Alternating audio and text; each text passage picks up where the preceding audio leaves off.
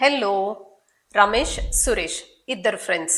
వీళ్ళిద్దరూ ఒకేసారి ఒకటే అమౌంట్ తో రమేష్ గారు సిల్వర్ లో ఇన్వెస్ట్ చేశారు, సురేష్ గారు గోల్డ్ లో ఇన్వెస్ట్ చేశారు. సిల్వర్ లో ఇన్వెస్ట్ చేసిన రమేష్ గారికి సిల్వర్ హైలీ వొలటైల్ కాబట్టి అది అప్ అండ్ డౌన్ సివియర్ గా మూవ్ అవుతానే ఉంది. పెరిగితే 40-50% ఒకేసారి పెరుగుతుంది, క్రాష్ అయితే కూడా ఒకటేసారి 40-50% క్రాష్ అవుతుంది. కానీ గోల్డ్ లో ఇన్వెస్ట్ చేసిన సురేష్ గారికి అంత వొలటాలిటీ లేదు. కంపారిటివ్లీ గోల్డ్ స్టేబుల్ గా ఇంక్రీజ్ అవుతా ఉంది. ఈ రోజు వీడియోలో మనం రమేష్ గారు లాగా ఒకేసారి ఒకటే ఎసెట్ లో అంటే సిల్వర్ లాంటి ఒకటే ఎసెట్ లో ఇన్వెస్ట్ చేయటం వల్ల యూజ్ ఏంటి, లాభం ఏంటి, దానివల్ల ఉన్న ప్రాబ్లం ఏంటి, గోల్డ్ అండ్ సిల్వర్ లో అసలు ఏ టైంలో ఇన్వెస్ట్ చేయాలి, ఎంత డ్యూరేషన్ లో ఇన్వెస్ట్ చేయాలి, ఎలా ఇన్వెస్ట్ చేయాలి, ఏ టైంలో మనం ఎగ్జిట్ అయిపోవాల్సి వస్తుంది, ఎంత పర్సంటేజ్ మనం ఈ పర్టికులర్ ఎసెట్ క్లాస్ కి మనం ఎలికేట్ చేయొచ్చు, గోల్డ్ అండ్ సిల్వర్ లో ఇన్వెస్ట్ చేయటం వల్ల మనకున్న బిగ్గెస్ట్ అడ్వాంటేజ్ ఏంటి, ఇలాంటి విషయాలన్నీ డీటెయిల్డ్ గా మాట్లాడుకుందాం. ఈ మధ్య కాలంలో చాలా మంది గోల్డ్ అండ్ సిల్వర్ లో ఇన్వెస్ట్ చేశారండి. హై ప్రైజెస్ లో ఇన్వెస్ట్ చేసి స్టక్ అయిపోయిన వాళ్ళు చాలా మందే ఉన్నారు. మన సబ్స్క్రైబర్స్ లో కూడా చాలా మంది మెసేజెస్ పెట్టారు. అలాగే నాకు తెలిసిన వాళ్ళల్లో కూడా చాలా మంది మంచి ప్రైస్ కి కొని టైం కి ఎగ్జిట్ అయిపోయిన వాళ్ళు ఉన్నారు. హైయెస్ట్ ప్రైస్ లో కొని స్టక్ అయిపోయిన వాళ్ళు కూడా ఉన్నారు. గోల్డ్ అండ్ సిల్వర్ ప్రైజెస్ పెరుగుతున్నప్పుడు చాలా మంది ఫోమోలోకి వెళ్ళిపోయారు, fear of missing out.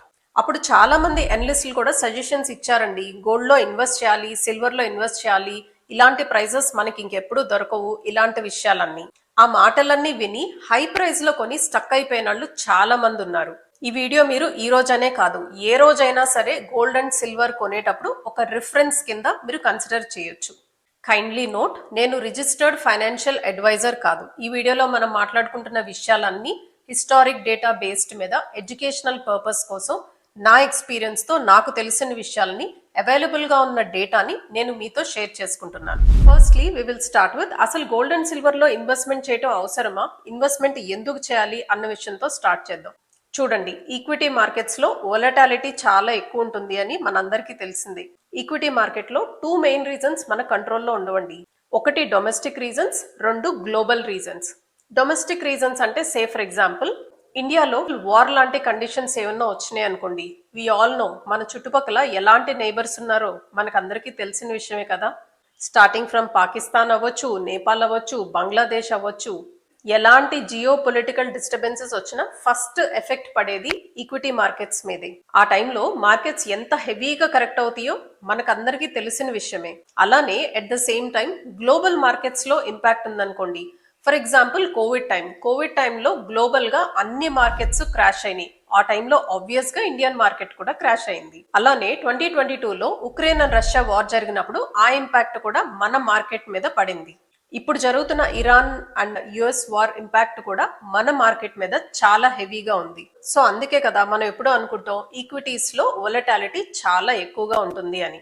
Okay, let's see the second reason, fixed deposits అండి. ఫిక్స్డ్ డిపాజిట్స్ లో మనకు వచ్చే రిటర్న్స్ మనం కనీసం ఇన్ఫ్లేషన్ కూడా బీట్ చేయలేం. There is no doubt fixed deposits వల్ల స్టెబిలిటీ ఉంటుంది కానీ గ్రోత్ ఉండదు. అలానే థర్డ్ రీజన్, కరెన్సీ డివాల్యుయేషన్.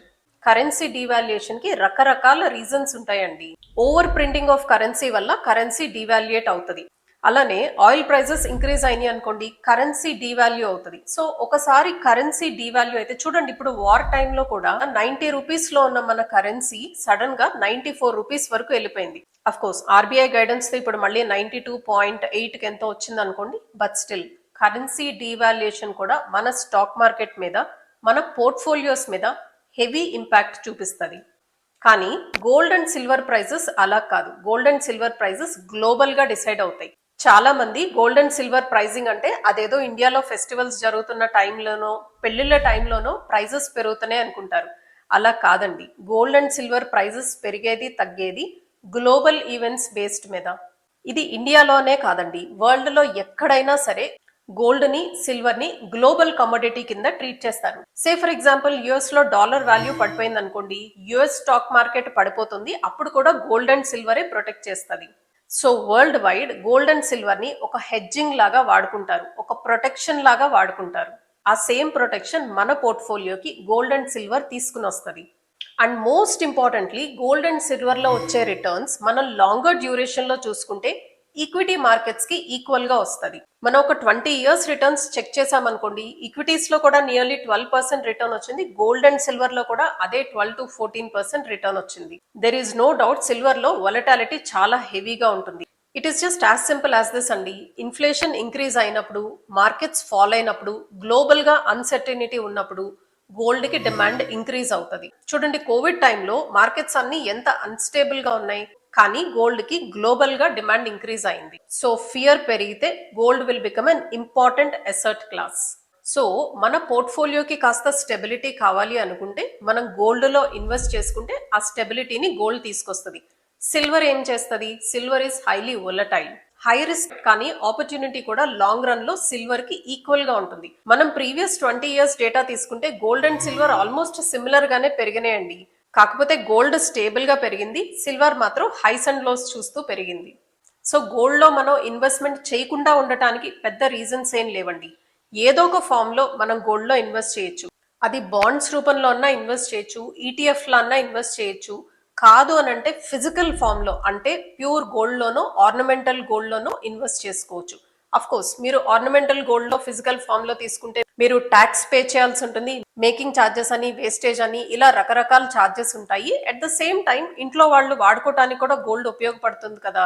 అసలు గోల్డ్ లో ఇన్వెస్ట్మెంటే చేయకుండా ఉండటం కన్నా ఏదో ఒక ఫామ్ లో మనం ఇన్వెస్ట్మెంట్ చేసుకుంటే ఈ పర్టికులర్ అసెట్ క్లాస్ క్రైసిస్ టైంలో ప్రొటెక్షన్ లాగా వర్క్ చేస్తుంది. It is just like A shock absorber అండి. సో ఇన్ మై ఒపీనియన్ తప్పకుండా మనకి గోల్డ్ లో ఇన్వెస్ట్మెంట్స్ ఉండాలి అని అనుకున్నాం కాబట్టి మనం ఉత్త గోల్డ్ లోనే ఇన్వెస్ట్ చేయాలా, లేదా ఓన్లీ సిల్వర్ లోనే ఇన్వెస్ట్ చేయాలా, లేదా రెండిట్లో కలిపి ఇన్వెస్ట్ చేయాలా, ఇన్వెస్ట్ చేస్తే ఎంత పర్సంటేజ్ లో ఇన్వెస్ట్ చేయాలి, అది ఇప్పుడు చూద్దాం. First let's talk about silver అండి. సిల్వర్ కి ఇండస్ట్రియల్ డిమాండ్ ఎక్కువ. సే ఫర్ ఎగ్జాంపుల్ ఈవీస్ లో సిల్వర్ యూస్ చేస్తారు, సోలార్ ప్యానెల్స్ లో సిల్వర్ యూస్ చేస్తారు, సెమీ కండక్టర్స్ లాంటి దాంట్లో సిల్వర్ యూస్ చేస్తారు. సో సిల్వర్ కి ఇండస్ట్రియల్ డిమాండ్ చాలా ఎక్కువగా ఉంది. గత 3 years నుంచి ఈ డిమాండ్ మరింత పెరిగింది.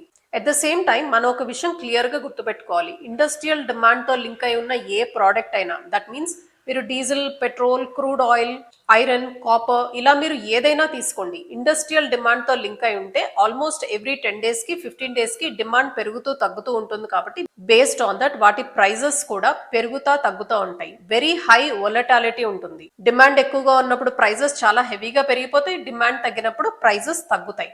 బట్ గోల్డ్ కి అలా కాదు. గోల్డ్ కి ఇండస్ట్రియల్ డిమాండ్ అంత ఎక్కువగా లేదు, కానీ గోల్డ్ అనేది గ్లోబల్ గా అన్ని కంట్రీస్ మనం ముందుగానే అనుకున్నట్టు ప్రొటెక్షన్ కోసం, హెడ్జింగ్ కోసం వాడుకుంటాయి.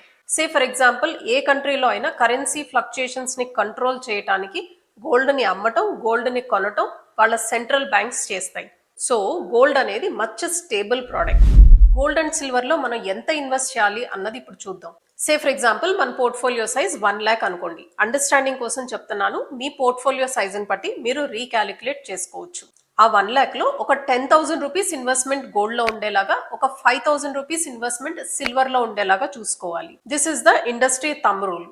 మీ అందరికీ తెలిసిన విషయమేనండి. మనం ఏ ఇన్వెస్ట్మెంట్ అయినా మీ ఏజ్ ని బట్టి, మీ సిచ్యుయేషన్, మీ సర్కమ్స్టాన్సెస్ ని బట్టి, ఇది మనం ఎడ్యుకేషనల్ పర్పస్ అనుకుంటున్నాం కాబట్టి మనం అప్రాక్సిమేట్ గా చెప్తున్నాం. ఫర్ ఎగ్జాంపుల్ ఇప్పుడు మీరు 50-60 years లో ఉన్నారనుకోండి, ఒకవేళ మీరు రిటైర్మెంట్ కి దగ్గరగా ఉన్నారు, లేదా మీ పోర్ట్ఫోలియోకి మంచి స్టెబిలిటీ కావాలి అని అనుకుంటున్నారు, లేదా మీ రిస్క్ టాలరెన్స్ చాలా తక్కువగా ఉంది, అలాంటప్పుడు మీ గోల్డ్ ఇన్వెస్ట్మెంట్స్ ని ఇంక్రీజ్ చేసుకోండి. 15% కన్నా కొంచెం ఎక్కువగా కూడా ఇన్వెస్ట్ చేసుకోవచ్చు. మీ సిల్వర్ ఇన్వెస్ట్మెంట్ ని తగ్గించేసుకొని మీరు గోల్డ్ ఇన్వెస్ట్మెంట్ ని పెంచుకోవచ్చు.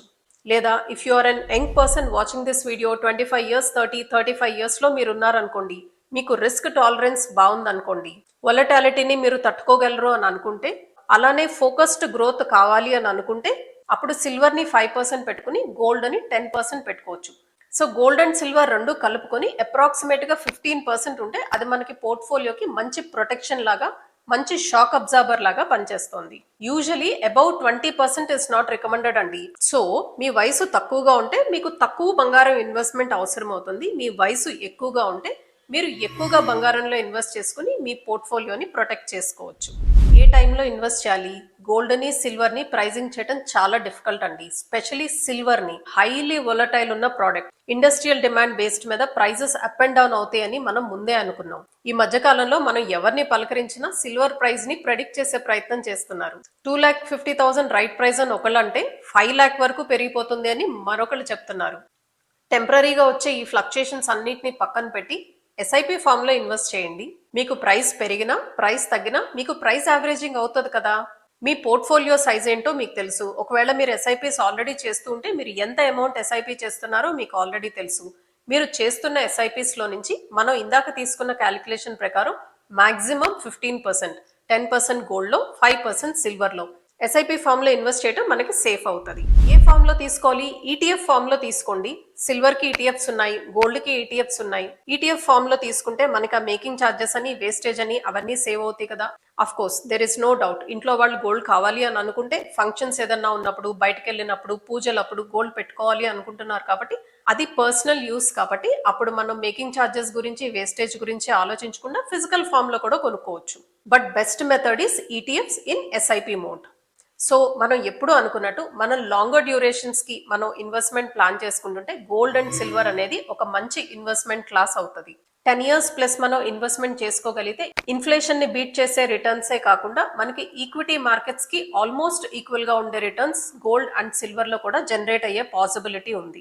సో ఈ మెటల్స్ లో మీరు ఎలా ఇన్వెస్ట్ చేసుకోవాలో మీకు కాస్త క్లారిటీ వచ్చింది అనుకుంటున్నాను. మీకు ఇంకా ఏదైనా క్వశ్చన్స్ ఉంటే కామెంట్స్ లో మెన్షన్ చేయండి. మోస్ట్ ఆఫ్ దెమ్ ఆన్సర్ చేసే ప్రయత్నం నేను చేస్తాను.